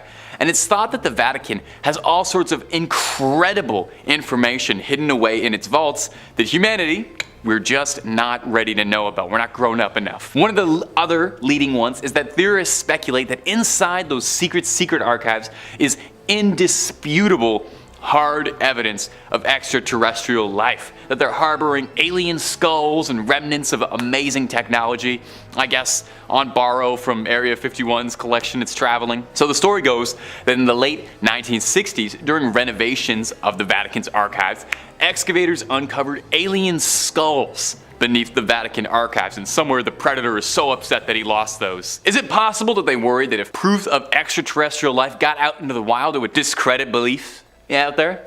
It wouldn't be the first time. You know, Galileo was famously locked up for his wild beliefs about the celestial bodies that would turn out to be fairly true. So would aliens be any different? Really a different story? A Russian engineer named Genrikh Marvikich Ludwig was an esteemed scholar who in the 1920s was invited to the secret archives to study.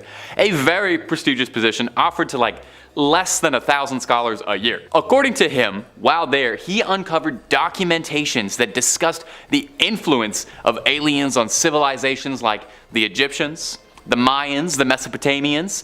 Ludwig found records of use of atomic weaponry predating the Manhattan Project, suggesting that this hyper-advanced technology had been in use for years, and humanity's leaps and progress were all reverse engineered from our visitors. Maybe the pyramids really were aliens. Would certainly be something if that ever came out. I hope in our lifetime, I hope we get to see some aliens, and I hope we get to see an alien elected pope someday personally. Number 2, proof Jesus never existed.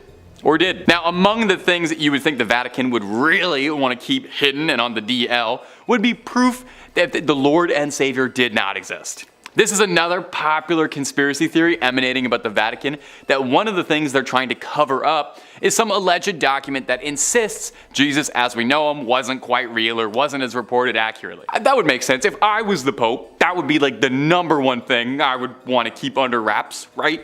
that would probably destroy the church overnight if that ever came out. Now, on the inverse of this theory is a similar theory, totally different direction though, stating that the Vatican's secret archives contains indisputable proof that Jesus did exist, including correspondences between St. Paul and Emperor Nero, history's favorite bad boy, contemporary paintings and depictions of the man, which would be pretty groundbreaking. You'd wonder though, if they have that, why would they keep that secret? You know, I would leak that one. Now, if you believe this conspiracy and you can carry on with it, it does get a little wild. One author, one Michael Bagnet, claims that the correspondences inside the archives, they prove Jesus did exist, but here's a crazy twist.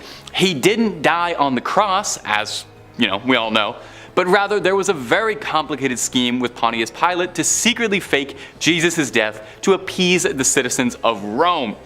Sounds a little bit more like the plotline to a Dan Brown novel. It's a little fantastical, and if true, would probably be the greatest conspiracy theory in human history, and maybe humanity's most tightly guarded secrets if there's any weight to it. So definitely, you know, if they knew that, they would probably keep that under wraps, keep that in a drawer, locked up tight, not let anybody see that. Number 1, the Illuminati. Maybe this is one of the most widespread conspiratorial beliefs, maybe one of the oldest conspiracy theories out there, really, is that the Illuminati, the centuries-old secret society that once started in Bavaria, would eventually grow into an organization capable of challenging the church and overtaking it. And if you believe the conspiracies, it's clandestinely pulling the strings behind everything, controlling the world from the shadows, inserting key members of its order into the highest levels of government, religion, the Disney Corporation, the rap industry, and also including their symbols hidden in everything. That one, I guess, just for like fun, just to, I don't know, flex. May I just say though, if the Illuminati are real and controlling things, they have got to be the least kept secret order, like, imaginable, since, you know, I'm talking about them. Well, the conspiracy goes that the Vatican is closely tied with the Illuminati, with some believing that cardinals and the papacy are all tied to Illuminati interests, and that the secret archives contain bountiful proof of this: memos, meetings, plans for world domination, etc. The Vatican's archives date back centuries, nearly 1,000 years worth of old papers, with some documents containing secrets of the Knights Templar, who are thought to be the originators of Freemasonry, the group that would become tied with the Illuminati. That's who the Illuminati was based on. Surely some of those Knight Templar meeting minutes would be particularly illuminating, if you'll pardon that absolutely horrible pun. Of all the ones on this list, I think this one is the most outright likely, since we know the Illuminati did stem from the Freemasons, and we know that there was a real Illuminati. That's an indisputable fact. And we know the Knights Templar, we know all of these groups did exist, and it's very likely that there are some secrets inside the Vatican's archive containing references to those 3 groups that could fuel the plot lines for the next 12 years of Assassin's Creed games. We got some good conspiracy stuff in there. In 5th, we have the Most Holy Trinity Church in New York, built sometime between 1882 and 1885 on land that previously served as a graveyard until 1853.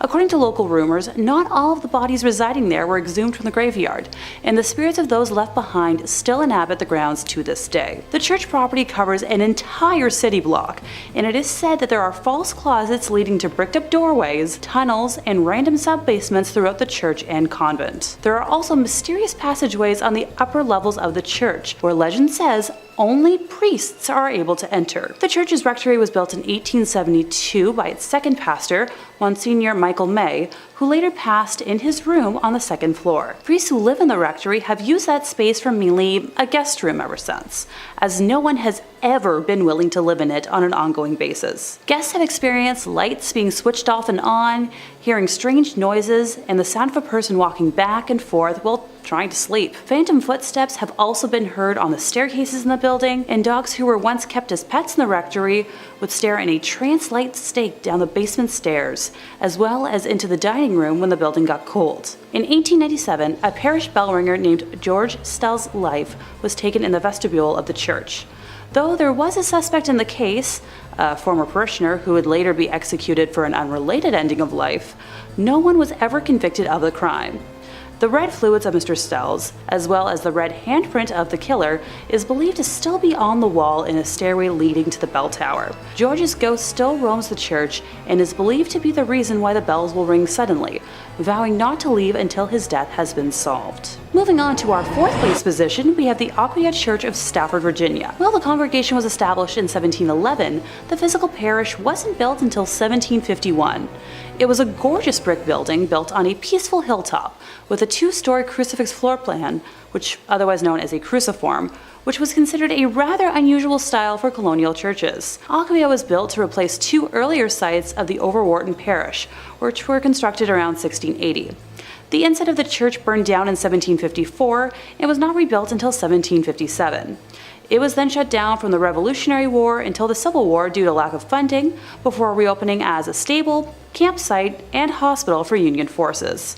It was during this closure that a young blonde woman was traveling the dark country roads, rural Stafford County, when a group of highwaymen accosted her. This time period was full of exasperated uncertainty from the war, and with it a severe lack of resources, food, and money. Men would wait hidden on the side of roads to steal the valuables from people walking or riding by their hiding spots. She ran from the men to the sanctuary of the church, but was only able to hide for a little while before they broke inside and ended her life. Her body was hidden in the tower, and the men were never caught. It wasn't until after the Revolutionary War ended in 1775 and the church was ready to reopen for services that what was left of her was discovered, a skeleton with golden blonde hair that was as intact as if she had been freshly slain. The red fluid that spilled on the floor from her death was impossible to remove.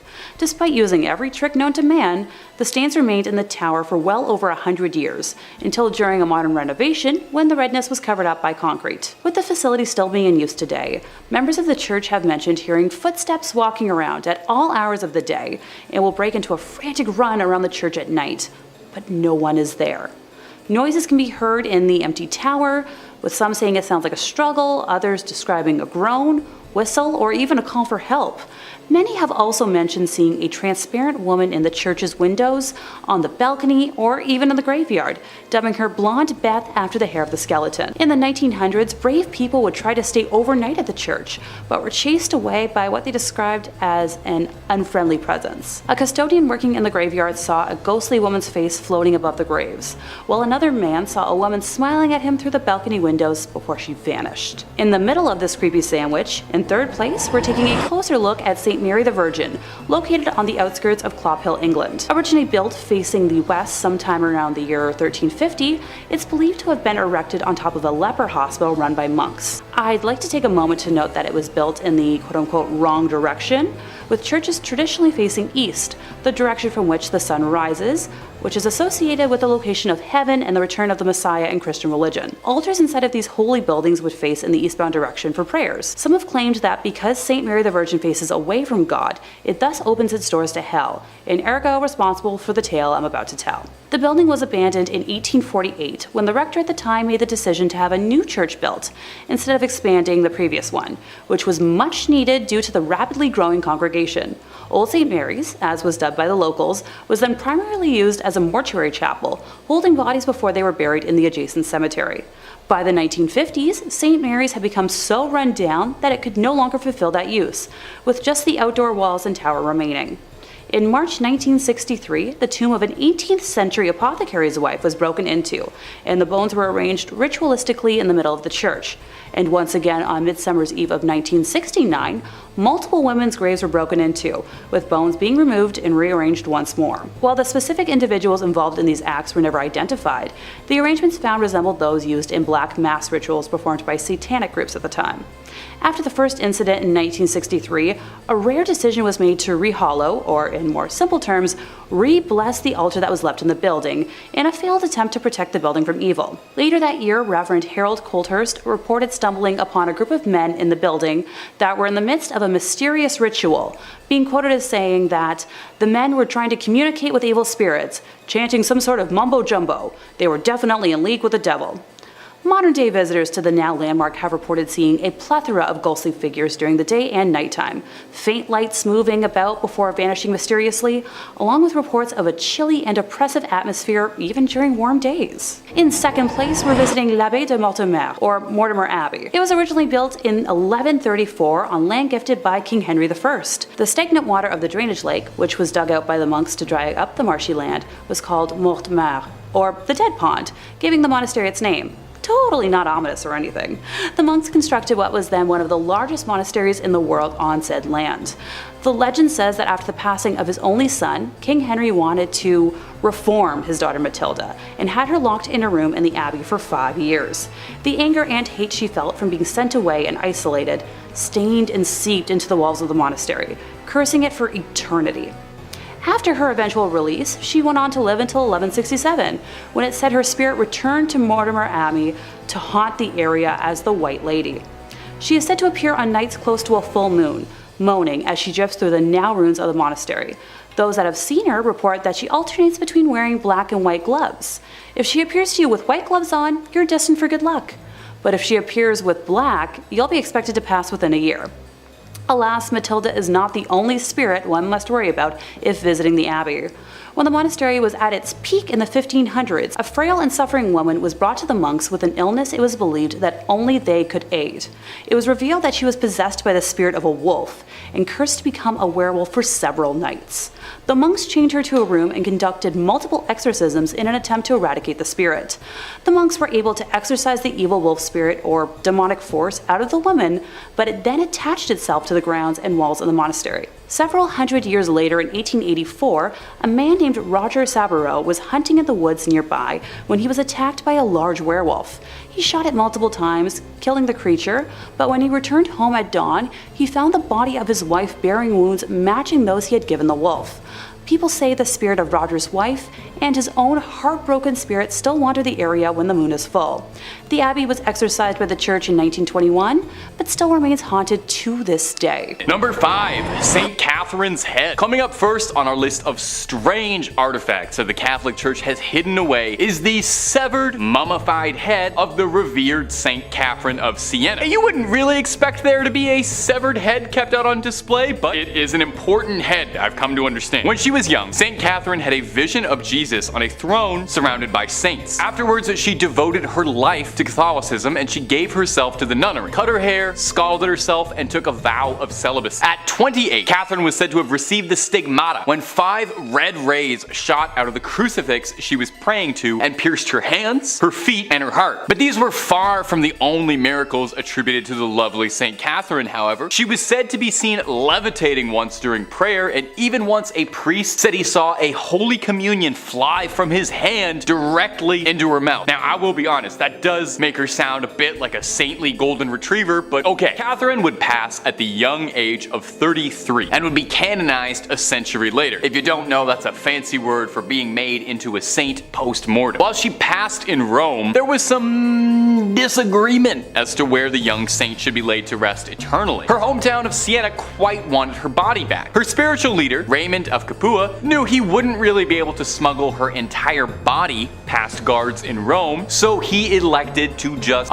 take her head in a bag, which normally would be terrifying behavior, but it's good here. The story goes that when the guards intercepted Raymond, he prayed to Catherine, and when they looked inside his sack, they found naught but a collection of rose petals and not a severed head. Her final miracle. Now, the head was placed in a reliquary. That's a difficult word to say, especially on a teleprompter. The head was placed in a reliquary where it still remains today, and you can go and pray to it, and I promise it's not gonna blink or anything at you, even though it looks like it just might. And if you're looking for way more stories of creepy relics locked away, haunted object, cursed things, cryptids, conspiracies, aliens, the whole scary 9 yards, Top 5 Scary has all of that and then some. So hit that little bell, hit subscribe, and make sure you do not miss a single thing. Do it after this video, okay? We got way more creepy things locked away coming up for you right now. Number 4. the Grand Grimoire. Our next entry has been formally referred to as the Gospel of Satan, and is said to be a cursed book whose knowledge had to be sealed away to protect humanity. So this might be the most deadly book ever published after Hop on Pop. The Grand Grimoire, who is said to have been penned by a priest in the 16th century, who was possessed by a litany of demons who compelled the man to put their knowledge to paper. Acting as a scribe for these demons, the man wrote everything they knew about dark incantations, spells, instructions on how to cast rituals, ways to bind a demon to you, to make it your little minion and do your bidding. Wait, a demon gave instructions on how it wants to be bound to a human? To serve humans? Freaky little demon. That's not all too. There is a step-by-step recipe for a little necromancy if you're down to dabble in some dark arts and make some bones dance to your rhythm. The book really covers all the fun stuff you have been told not to do. It's not just brimstone and hellfire neither. There's rituals to help manipulate luck, how to conduct a seance, and I actually think this is adorable. There's even ways to make people love you in there. But dating tip from old Tay, if you need a demon's help to make them like you, it might not be the strongest relationship. So, just a heads up. Now, if all of this is sounding super appealing, and I don't blame you, I played a necromancer in Skyrim, I want to make the bones raise, just know that this book is considered high treason. Even so much as cracking the spine is considered equivalent to selling your soul. So, you know, maybe hold off on that Amazon order for a bit. Also, I'm pretty sure the copy they're selling on Amazon is not the original, because due to the book's cursed reputation, the original copy is said to be locked away in the Vatican's secret archives, and I'm sorry, but no matter how many times you ask, they're not gonna let you look at it, even if you swear you're just taking a little peek just to look at the illustrations and maybe the dedications. They're gonna keep it locked up. I know. Number 3, Hyacin of Cesera. Our next entry is the bones of Hyacin of Cesera, another Catholic mummy. I'm starting to think there's more Catholic mummies than there were Egyptian ones. Incredibly ornate and gorgeous, the bones of Hyacin look like something out of one of the Indiana Jones sequels, rather than like a real thing you can go and see, but I promise you they are totally extant. On the grounds of the Fürstenfeld Abbey reside the relics of 2 saints. Now, these aren't just like a toenail or a tongue, and more on that later, but these are full-on science class skeletons dressed to the 9 in gold and jewels, encrusted in more diamonds and rubies than you could imagine. They are probably worth more than your and my apartments combined.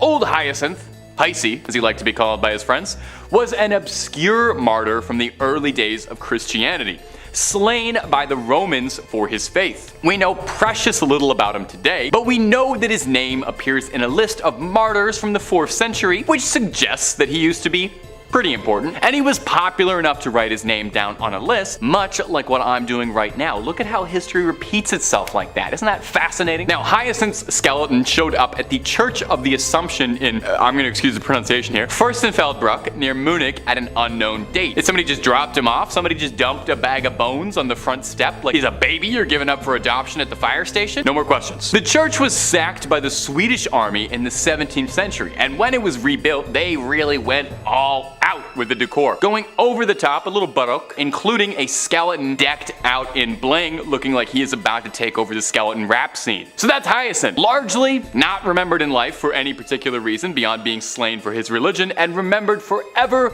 as a ludicrously swagged out skeleton. We can all only hope for similar legacies as dear sweet Hyacin. Number 2, the tongue of Saint Padilla. Did you know your tongue is made up of 8 muscles? Maybe you didn't.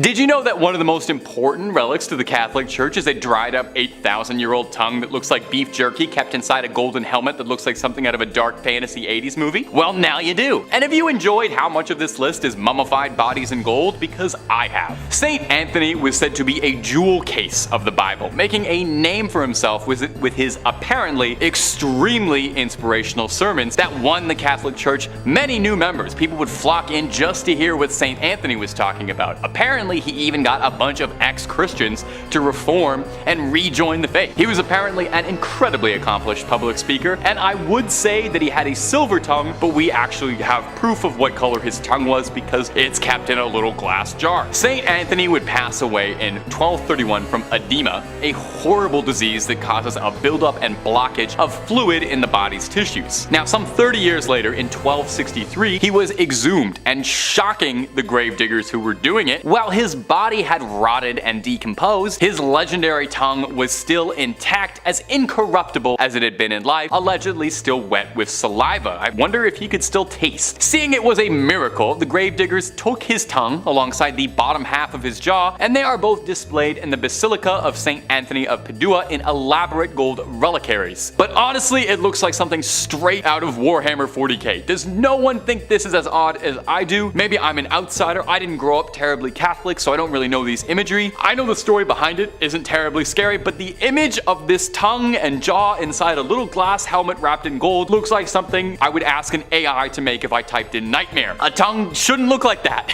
And I feel like a jaw shouldn't look like that either. Am I alone in this? Am I weird for thinking this is weird? You let me know down below in the comments if maybe I just lack context on all of this. And number 1, Camillus de Lellis' heart. Camillus de Lellis was a man with a big heart full of love, never ending in generosity. We know just how big his heart is because it is kept in a glass jar and it is salted to preserve its legacy. Whoa. Camillus started out pretty humble, born in 16th century Naples. He would later become a soldier until a brutal gambling problem would end up overtaking his life, leaving him in rags, driving a donkey cart, but he knew that a far better life was out there. Eventually, he was urged by a friar to explore the lighter side of his soul, and eventually someone was able to pierce his heart both figuratively and later literally, and persuaded him into seeking divine retribution. Camillus would devote his life to providing for the ailing, but tragically, and perhaps unsurprisingly if you spent all your time around sick people before modern medicine, a lifetime of caring for the sick led to him also becoming gravely ill,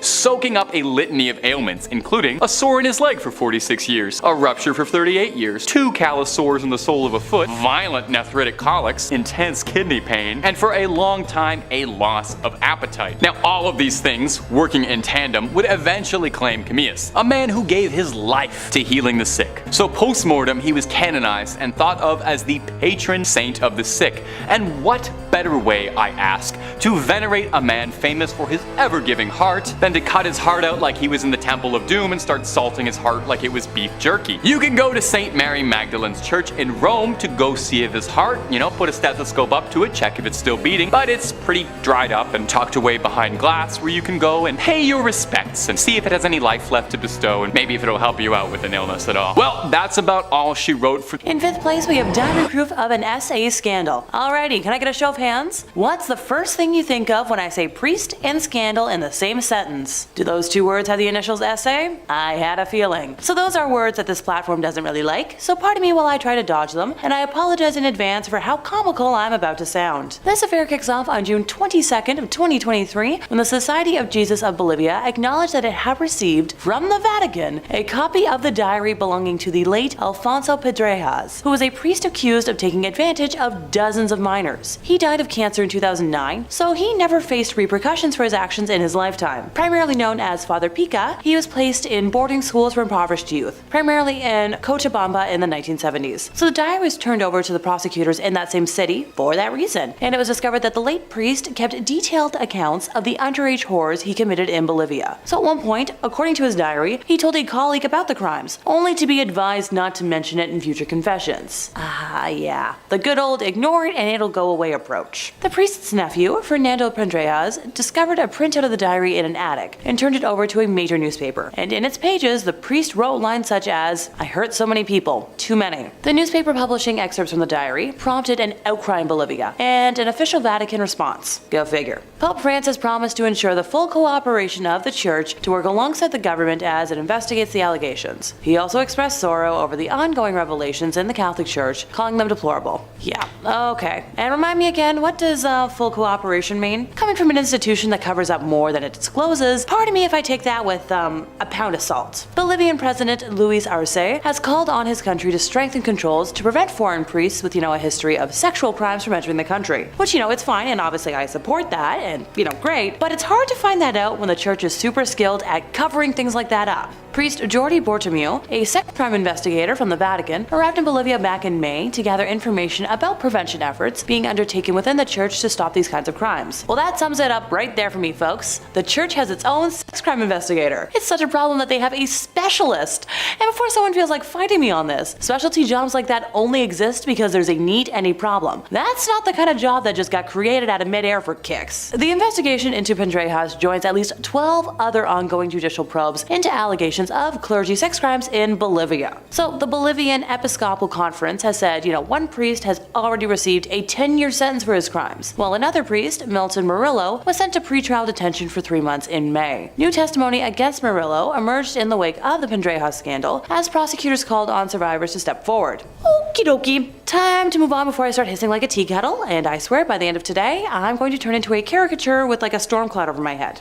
In fourth place, we have a drastic loss of support. So in Germany, people who are formerly members of a church pay a so-called church tax that helps to finance it in addition to the regular taxes that the rest of the population have to pay. If they register their departure though with local authorities, they don't have to pay it anymore. Granted, there are some exceptions for like low earners, folks who are jobless, retirees, students, and etc. But I'm pretty sure here in North America, all money given is through donation, and you just, stop going on your own terms if you want, but it's more complicated elsewhere. But also feel free to let me know in the comments if I'm wrong, because I'm not a certain expert on Catholicism. Anywho, more than 500,000 people formally left the Catholic Church in Germany last year, which was significantly higher than the previous record. The German Bishops' Conference said specifically that over 522,000 people left the church last year, which is up from around 350,000 in 2021. In comparison, only 1,447 people joined the Catholic Church, which was around the same as the previous year. The departures left the number of Catholic Church members in Germany at nearly 21 million, which is just under a quarter of the population. Now, the Bishops' Conference didn't detail reasons for departures in this annual release of statistics, but many people have turned their backs on the church in recent years, amid fallout from scandal over bad things done by clergy and others. Wow, I'm shocked. In 2018, a church-commissioned report concluded that at least 3,667 people were harmed by clergy in Germany between 1946 and 2014, with more than half the victims being under 13, and nearly a third of that served as altar boys. Various dioceses tasked law firms or others to put together reports on their own past handling of these cases, which has led to massive tensions in the Cologne Archdiocese, where the Archbishop, Cardinal Rainer Maria Wolkai, drew widespread criticism for his handling of a report he commissioned. His offer of resignation has been pending with the Pope for months. Now, an independent report in the Munich Archdiocese, where the late Pope Benedict served as Archbishop from 1997 to 1982, last year faulted the handling of cases by a string of church officials past and present, including the then Cardinal Joseph Ratzinger himself. The head of the Central Committee of German Catholics, an influential organization, said she was sad but not surprised at the number of departures last year, and has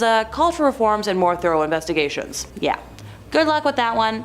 I ain't holding my breath. In third place, we have the Vatican Bank, so formerly known as the Institute for the Works of Religion, the Institute, or the IOR for short. It was founded in June of 1942 by papal decree of Pope Pius XII. So anyone want to guess when they presented their first public operations report? Come on, give it a try. Nope, not anywhere in the 1900s. 2013. Yep, that's what I said. 70 years later, they produced their first annual report. The thing that's supposed to be held every year. Previous to all this, all internal ledgers were destroyed every 10 years in accordance with their policy. So the IOR's role is to safeguard and administer property intended for works of religion or charity. And the bank accepts deposits only from top church officials and entities, and is run by a president, but overseen by 5 cardinals who report directly to the Vatican and the Vatican Secretary of State. So they only report to themselves. For reference, all banks that operate here in Canada have to report to the Minister of Finance. Just saying. Former bank president Ettore Tedeschi and the Vatican Bank have been investigated on 2 separate occasions for money laundering. In March of 2012, JP Morgan Chase closed a Vatican account in Milan after the IOR was unable to respond to questionable money transfers. In 2010, Italian authorities seized $30 million from a Vatican account at Italy's Credito Artigiano Spa, following allegations that the IOR violated anti-money laundering laws. Now, everybody denied wrongdoing, and no charges were ever filed. The money was released after the IOR promised to pass measures to come into full compliance with international standards on money laundering and terrorism financing. In September 2019, German Cardinal Reinhard Marx, who was in charge of the Vatican's Economic Council, confirmed that Pope Francis had instructed him to reduce costs in an effort to eliminate a deficit that is estimated to be around 70 million euros. Don't get excited though, that's not a concrete number from them because, that would be way too transparent. The exact amount is up for debate because the Vatican had not published a budget since 2015 and has been without an in-house auditor for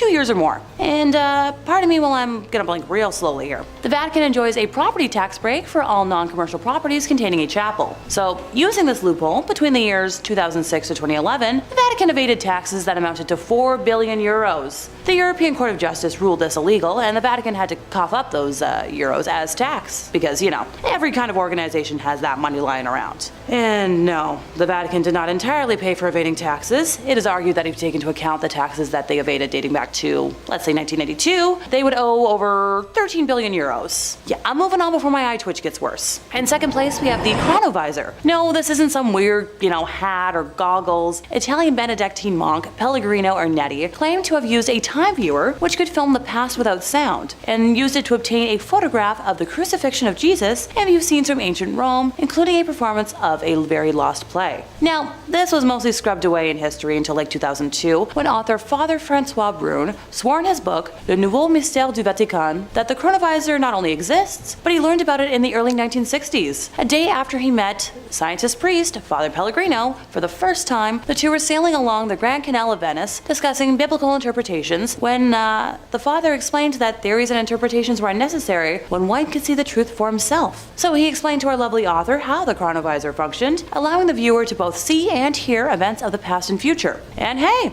if you don't believe my word, his full account is in that book I mentioned earlier. So with a little digging, researchers will find first mentions of the Chronovisor in a 1972 article published in the Italian magazine La Domenica del Corriere entitled "A Machine That Photographs the Past Has Finally Been Invented." Belongs to the Vatican, and this Chronovisor time machine is heralded as one of the papacy's best kept secrets. It's said to be replete with 3 precious alloys, cathodes, dials, levers, and has the ability to display myriad historic events in biblical and Roman history. So apparently, since it acts as some sort of television, it can verify all of this. Now, this time machine is claimed to have been invented in the 1950s by a dedicated and secret team of Italian scientists, including who I've already mentioned, Mr. Pellegrino himself. Critics may take credibility issues with the fact that he, eventually became a priest, but he was a scientist first. See, this critic doesn't take issue with that, more so that the Vatican is hiding a tool that could be used to help solve, unanswered crimes around the world and maybe help people. Like, imagine how many killings could be solved and how many families of lost people could have answers. Stop being selfish. In first place, we have the allegations from Arise Church. So an external review of Arise Church has called for its entire board to resign after reports from more than 500 current and former members,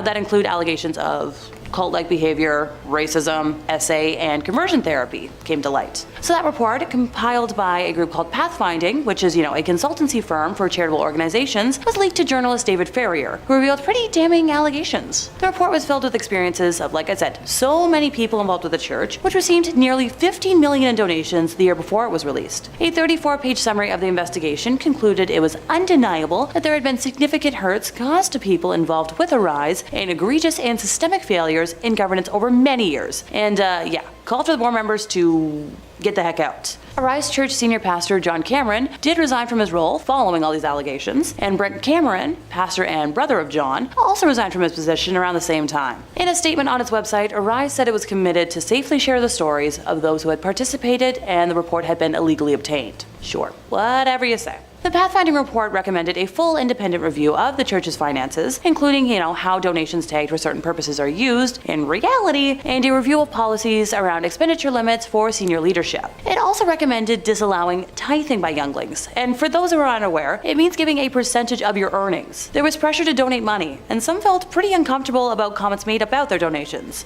And oh no, I wish I could swear right now. Underage people should not have to give a percentage of their earnings to anything if they're working. In total, 545 people completed submissions for the review, including folks from every campus across the country, past and present ministry school students, current and former members, staff, and past board members. They revealed harmful practices that had continued up until present day, and a very significant number of people had experiences that caused pain and hurt. A review found racist remarks were said from those preaching on the stage, with some staff being told to focus on white kids. When troubling behavior was experienced by members, they felt unable to speak up due to the pressure to say yes and please senior leaders amid an honor culture that had a strong focus on leadership rather than Jesus. This culture created favoritism among members, and leaders sometimes used derogatory nicknames over a period of months for some individuals. So the reviewers heard from people who were pressured to continue working despite illness or serious injuries, including broken bones and concussions, and the dangers people faced driving through the night on no sleep to meet expectations, and operating heavy machinery after 17 hours of duty. Reviewers Stories heard reports of people at the church who were part of the LGBTQI+ community being subjected to conversion therapy and denied opportunities to serve because of their sin. And when I tell y'all I almost burst into tears when I first read that, as an openly bisexual woman, in today's day and age, I just want to scream whenever someone claims sexuality other than heteronormativity is an abomination or a choice that can be changed. People are born this way and that's their lives. Let them be. It's not going to hurt your existence. Arise Church has reported a loss of almost 2.8 million, and after all of the above came out last year, I couldn't be happier. The average number of people at physical Sunday services fell from 4,000 people to under 3,000, and virtual services were attended by an average of 700 people, down from over 1,000. Numbers also fell across the church's programs for children, which went down 28%, and young people, which was down 62%.